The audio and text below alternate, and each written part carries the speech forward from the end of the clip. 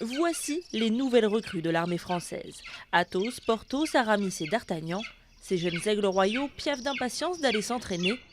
C'est ici, sur la base aérienne de Mont-de-Marsan, que se situe leur terrain de chasse. Leur proie est un peu particulière. Ce sont des drones.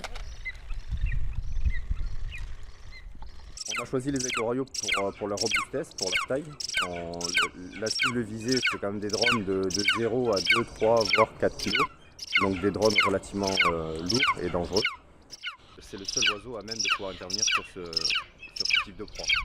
Avec plus de 2 mètres d'envergure à l'âge adulte, ces aigles sont capables de repérer une cible jusqu'à 2 km. Comme arme redoutable, des cerfs qui peuvent exercer une pression de 250 kg au centimètre carré. Voilà maintenant près de 8 mois que l'armée de l'air entraîne en secret ces aigles issus d'élevage et les résultats sont pour l'instant très prometteurs.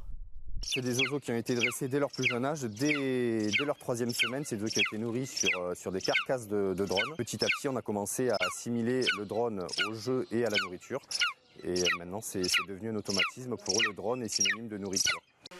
En 2015, de nombreux sites sensibles comme les centrales nucléaires françaises ont été survolés illégalement par des drones. Depuis, l'État tente de trouver des parades efficaces pour contrer une menace réelle.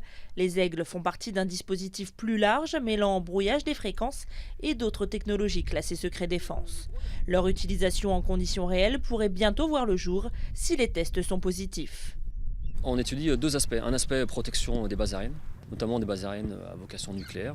Deuxième aspect, protection d'autorité sur l'espace public. Pour l'espace public, on va travailler bientôt sur plusieurs scénarios pour se rapprocher vraiment de ce qu'on peut faire, par exemple au 14 juillet, par exemple sur un concert, un match de foot comme pour l'Euro, pour voir si l'aigle est capable d'intervenir au sein vraiment de l'espace public et de la population.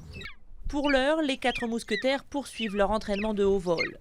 Une équipe technique est dédiée à la maintenance des drones et à développer des protections spécifiques en Kevlar pour protéger l'animal des blessures. Forte de ces premiers résultats, l'armée de l'air attend 4 autres pensionnaires d'ici l'été prochain.